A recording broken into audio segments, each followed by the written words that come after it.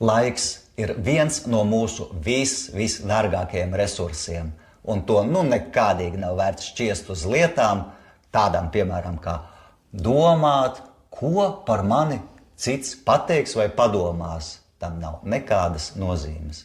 Mums katram ir jābūt pašam savas dzīves režisoram, nevis jāspēlē svešā lugā ne manu lomu.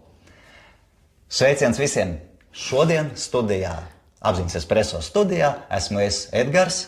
Un es Inga. Sveiciens! Un mūsu šodienas tēma, ko par mani padomās citi. Mēs ikdienā tik bieži tērējam savu laiku, un es arī bieži pamanu, ka ļoti daudzi cilvēki savā rīcībā, savās domās visu laiku tā kā pieturās pie tā, ka ko par mani padomās citi, kā tas izskatīsies citu acīs. Tātad, ka es savu rīcību, savas domas pakārtoju nepārtraukti kaut kādam ārējam viedoklim, no kurienes man šādas domas nāk. Kāpēc es nevis pirmkārt domāju, kā es redzu lietas, kā man tās vajag, bet ka man tāds pirmais tārpiņš, ko padomās kāds cits. Tas jau, man liekas, ir vispār tāds ļoti, teiksim, tāds vēsturisks process. Tas ir par to pašu izdzīvošanu un tādu, ka cilvēkam sēž kaut kur pavisam dziļi tajā zemapziņā. Pareizi? Jā, ka faktiski pašā būtībā mēs esam tādi, kādi mēs esam. Katrs ar savām aktivitātēm, vai savu mierīgumu, vai savām kaut kādām izpausmēm, domāšanas stilu un visu. Bet tas, ko pa mani padomās citi, tas jau pats pa sevi jau pasaka, kas no āras, kas nav mans, ienāks un ietekmēs mani, sāks koriģēt manu dzīvi kaut kas no āras. Tā tad jau tas pirmais solis, ka es nevis izeju no savas iekšējās būtības, bet meklēju tā kā atbalstu vai tā kā atbildes ārpusē.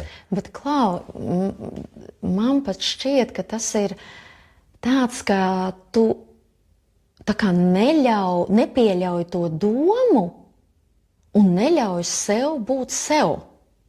Ka tu jau pašos pamatos tā kā saki sev, es nedrīkst būt atšķirīgs, es nedrīkstu nebūt kā visi. Kaut kādā mērā, ja? Jo tad, ja es vai būšu kā visi, pieņemsim, atmetam šo, vai iederēšos, vai būšu ļoti saprotams lielākam vairākumam, kur es atrodos. Bet tad jau ir jāsaprot, es taču nevaru atbilst visai pasaulē. Ja? Pat ja es pieņemu to, kas ir, mēs to saprotam, ka tas ir aplami, bet pieņemsim.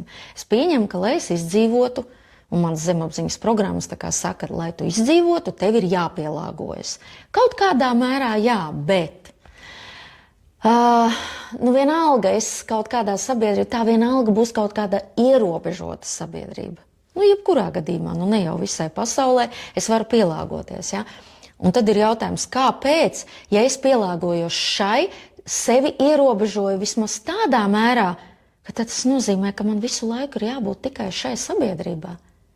Tikai šai lokā, jo es jau atbilstu tikai šai.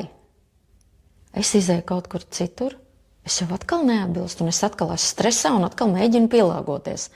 Tā ir tā runa par maskām, vai ne? Ka es katreiz uzvelku citu masku. Un tad jau sanāk tā, ka tagad šite es pielāgojos, izgāju ārpusē, jo te atkal jāpielāgojas, ja? Aizēju nākamajā, atkal, un tad tā hop, hop, hop, hop, hop, hop. Kāpēc nevar būt kādam ļoti patīk visu laiku kaut kādā maskarādē dzīvot, ja? Kas ir apšaubām, bet pieņemsim, ja? Te ir jautājums, kura no tām maskām vai kur tad esmu es pats, vai ne? Jā, lūk, un tad skaties, te mēs nonākam pie tā, ka patiesībā ir tik ļoti izdevīgi būt pašam sev, ka tas tik ļoti atsver visu laiku to maskošanos, ja? To nepārtraukto bagāžu. Tas tā kā es brauktu kaut kāda, es dzīvoju vienā valstī, man tur ir valoda saprotama, man noteikumi saprotami, man ir saprotama tā vide. Un mani saprot. Un tagad es izdomāju, uz kādu citu valsti aizbraukt. Es ņemu milzīgu somu līdzi, jo es zinu, ka man tur, es nezinu, kur no maskām man vajadzēs. Ja? Un es tagad paņēmu tās maskas līdzi un aizbraucu un rakāju, tā tagad šitā, tagad šitā, tagad tā. Beidzot vienu atradu. Bet jau jābrauc prom, vai ne? Jābrauc uz nākamo valsti, ja? Labi, ja. Piemēram, izdomāju paceļot, ja? Un tagad aizbraucu uz nākamo, un izrādās neviena no maskām tur nedara. Ak, Dievs, tad es vairs te nevaru būt. Tagad jābrauc uz citu. Bet tad, kad es esmu atbraucis tāds, kāds es esmu, jā, es skatos, kā es varu tajā vidē justies ērti, un arī citi, lai apkārt jūtas ērti. Bet tajā pašā laikā es esmu es pats, un es nebaidos būt es pats. Un man nevajag šito milzīgo mugursomu, vai kāda tur tā soma, ja, ar tām visām maskām. Un tas ir tik ērti. Jā, jo šeit abos gadījumos to, ko tu stāsti, ir pielāgošanās. Jā. Tikai vienā gadījumā es pielāgojos aiz kaut kādām bailēm, nedrošības sajūtas, kaut kādiem iekšējiem kompleksiem, ka es pakārtojos citiem, tāpēc, ka es pats nejūtos pilnvērtīgs, es pats nejūtos pašpietiekams. Otrā gadījumā es pakārtojos tai vidē, jo esmu aizbraucis, tā kā tavā piemērā, uz citu valsti, uz citu kultūru, ka es respektēju, ka viņiem ir tā, jo man ir šādi, ja? Un es izejot no tā, kāds es esmu, pieņemot, ka citi ir savādāki, tā ir cita sabiedrība, un man ir vienkārši jāizrāda tīri cilvēciska, kultūrāla cieņa otram, bet es nepazaudēju sevi. Un kā es pat varu uzlikt to masku un būt tādā vidē, atbilstoši tai vidē, bet es apzinos, ka esmu uzlicis to masku, jo tā ir uzlikta aiz cieņas, lai citi, pie kā esmu atbraucis ciemos, kas ir izrādījuši laipnību un uzņēmuši mani, ka es viņus, ka viņi sajūt no manīm to pretimnākšanu, ka cieņu, respektu, ka es pieņemu viņu iedibināto kārtību. Nevis, ka es nevis es atnāku tagad, es tagad esmu pie jums atnācis, jums visiem ir jāpakārtojas man. Nē, tā būtu totāla necieņa. Ja? Ka es respektēju, bet ka šo masku es apzināti. Varbūt pat tā nav maska. Nē, tā noteikti nav faktiski maska. Tā nav maska, jo maska tas, kad mēs spēlējam lomas. Šeit es pieņemu un izrādu cieņu. Tās ir divas pilnīgi atšķirīgas situācijas. Jā, tā maska būtu tā, ka es atbraucu un man tagad šitas būs jāizcieš, vai ko viņi te tagad iedomājas no manīm prasa. Tā būs maska, kad es labi, es tagad saņemšos. Bet es godīgi, atvērti atnāku ar mīlestību un cieņu pret citu kultūru, pret citiem cilvēkiem, pret viņu personībām. Ja? Un tagad man ienāca prātā, kamēr tu runāji, tāds arī, iedomājies, es tagad aizbraucu uz kādu citu valsti, es taču gribu to citu kultūru izgaršot, izbaudīt, izstaigāt, iepazīt, redzēt. Un iedomājies, es tagad aizbraucu uz kādu valsti, un tur ir vēl, kā tagad daudz ceļo un tā, un arī vietējie, sagaida, kad atbrauks kādi citi, un tagad pieņemsim, katrs izdomā būt viņš cits, pielāgoties, ja? Nebūt viņš pats. Un es tagad aizbraucu uz to valstu, un es jau neko no tā, kas tur ir unikāls, neiepazīstu. Tāpēc, ka neviens nav bijis viņš pats. Tas izdevīgums patiesībā būt pašam un nedomāt par to, ko par mani padomās, ir tik ārkārtīgi nereāli vērtīgs. Vienkārši gan pašam, gan citiem, ka mēs savstarpēji miedarbojoties viens otru iepazīstot tādu, kāds mēs esam, mēs reāli iepazīstam kaut ko pilnīgi citu, jaunu un unikālu. Un es aizbraucu uz citu valsti, es redzu citu kultūru, es redzu citu arhitektūru, mākslu, ēdienu kultūru un tā tālāk. Ja? Un es viņu varu iepazīt tikai tad, ja viņa ir unikāla tāda, kāda viņa tur ir. Un tas ir tas pats stāsts, kā es kādu reizi pie maniem uz Latviju viesojās un atbrauca viens no savu laiku maniem mentoriem, itālis. Un es viņu labu gribēdama aizvedu uz itāļu restorānu. Un viņš smējās, viņš saka, Inga, paldies, restorāns bija brīnišķīgs, es tiešām izbaudīju un tiešām autentisks un var apstiprināt, ka tiešām labs un atbilst Itālijas garšai. Bet es atbraucu uz šejienu un es gribu redzēt kaut ko autentisku Latvijai. Es gribu citu kultūru iepazīt, ja? Un te ir tas, šeit gan nav precīzi stāsts par to, ko par mani padomās un būt citam, ja? Bet tas ir tas stāsts, ka tad, kad mēs gribam kaut ko redzēt citu, tā kā iepazīt kaut ko, tad mēs jau gribam to unikālo iepazīt. Mēs jau gribam tieši to, kāds ir tas, lai viņš ir pilnīgs, nepilnīgs, lai kāds, bet tieši to unikālo, to savādāko. Un mēs jau katrs esam unikāls un pilnīgi atšķirīgs. Un tā ir tā cieņas izrādīšana, tā ir arī sevis bagātināšana, ka tu aizbraucot uz citu kultūru, ka tu bagātinies, ka tu savu būtību paplašini. Ar to pieredzi. Jā, bet tikai tad, kad es esmu tāds, kāds es esmu, un tagad pārnesam uz identitāti, ja, uz savu būtību, ka tas, kāds es esmu unikāls, tikai es esmu tāds. Un es otru varu bagātināt ar savu unikalitāti, ar savu patieso būtību, mēģinot būt citam. Es neesmu ne es pats, ne tas otrs bagātinās, jo viņš jau nesaņem neko no manis. Viņš jau nav mani redzējis, nav pazinis, nav vispār iepazinis. Un tas jau visbiežāk tā problēma tad jau ir tajās vistuvākajās attiecībās. Ja? Un ja es ienesu šeit iekšā, ko par mani padomās, es pazaudēju šo iespēju gan pašam būt savā būtībā, kāds es esmu, kas es esmu. Un es neļauju otram tādam būt, un es neļauju gan man, gan tam otram izzināt viens otru, izzināt otru kultūru, faktiski sevi paplašināt. Ko tu domāji ar to, ka neļauju otram būt? Kā, ja man ir visu laiku doma, ko par mani padomās, tad es neesmu pats pēc savas būtības. Es mēģinu kopēt kādus citus no malas.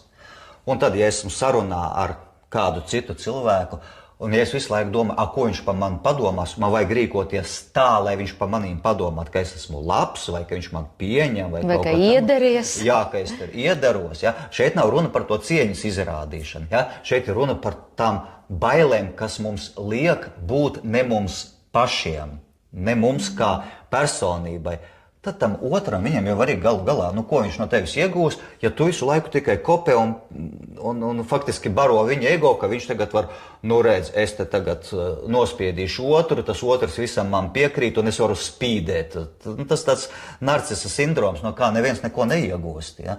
Tātad šeit, ja satiekas divas unikalitātes, divas personības, tad viņi var bagātināt viens otru.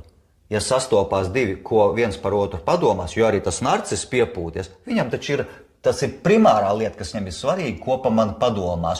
Un tad viņš spīd, un tad viņš laistās, un tad viņš tur, nezinu, ko no sevīm taisa, kāds viņš ir, gandrīz vai kā Olimpa dievs. Ja? Un tā ir viņa maska, tā nav viņa būtība. Ja? Tā ir viņa aizsarga reakcija, ko par viņu padomās.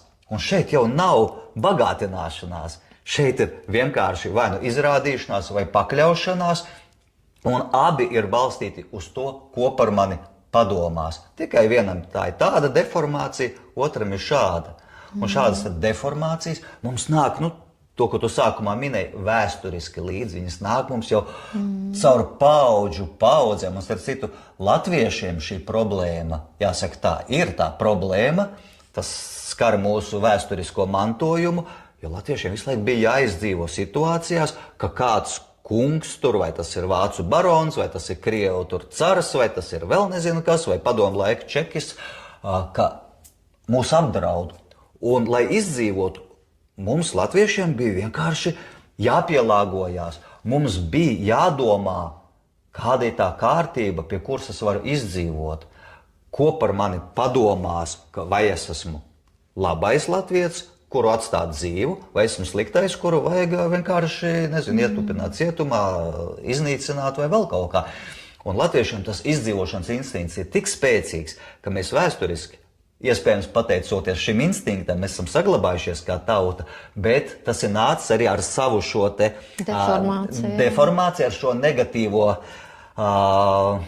piedevu, tādu blakni, ka mums ir svarīgi, mēs esam to pārmantojuši, un arī es vēl esmu pie tās paaudzes, kur ir mantojusi tās bailes, ko par mani padomās, kā pareizi vajag darīt, un tā problēma jau bija tāda, ka, lai izdzīvotu, vecāki tam bērnam visu laiku, tā, šito nerunā, šitā neuzvedies, šādi nedari, ka tik tur kāds nepamana, ka tik kāds nepadomā. Nu, protams, es ticu arī, ka pašai latviešu tautai vēsturiski kaut kur bija tā, ka latviešiem ļoti, ļoti jaudīga lieta, tas ir darba tikums.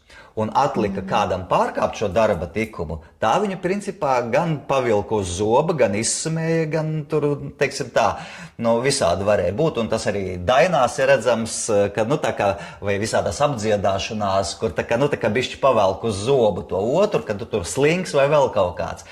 No vienas puses tā ir burvīga lieta, tas, teiksim, latviešu tikums un darba tikums, tā ir super kvalitāte, par ko mēs varam būt tikai lepni. Bet atkal tā blakne nāk, ka tev tad vai nu izsmej, vai arī, ka tev vecāki jau māca, tur tev jādara šitā un šitā, lai tevi neizsmej tur kaimiņi vai vēl kādi. Ja?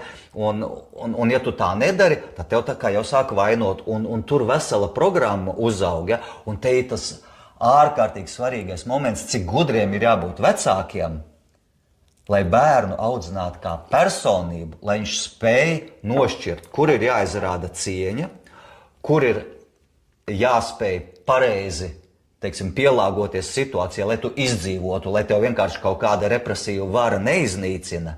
Un tāpat laikā, lai tu saglabā sevī iekšēji to spēku, to patību, ka tu tās maskas velc, ja tev vajag izdzīvot apzināti, nevis aiz bailēm, ka tevi vainos vai aiz vainas apziņas vai kaut kādiem šādiem te apsvērumiem. Un tas ir tas, ar ko tagad Latvijas sabiedrībai, kas ļoti strauji mainās, tagad vispār sabiedrība ļoti mainās, kur mums ir super svarīgi saglabāt to darba tikumu, tās pozitīvās kvalitātes, kas ir latviešiem gadsimtiem vienmēr bijušas, tanī pašā laikā atmetot kaut kādus tos baiļu, mazvērtības kompleksus, kaut kāda tā otrreizēja labuma meklēšana, ka ja es tagad darīšu tā, kā cits, manuprāt, gribētu, lai es darītu, ka tad viss būs labi, tad būs pareizi. Tātad no šī tagad mantojuma mums ir mīļi jāatvadās un jāatver sevī pilnīgi jaunas kvalitātes, saglabājot tās labās, tās vērtības. Kodolu. Un savukārt atmetot traucējošu. Te varbūt vienkārši jāsaka, ka kāds teiks, redz, paskaties, kāds man mantojums tur nāk līdzi. Bet atcerieties, ka viss jau plūst un mainās, un šobrīd jau ir pilnīgi cita sabiedrība. Vairs nav mums kādi apspiedēji vai kāds iekarojas vai kā. Un mums nevajag izdzīvot. Mums ir jāsāk beidzot dzīvot. Un pašiem sev pateikt, mēs varam dzīvot un piedzīvot, beidzot sākt piedzīvot sevi. Sevi savā būtībā.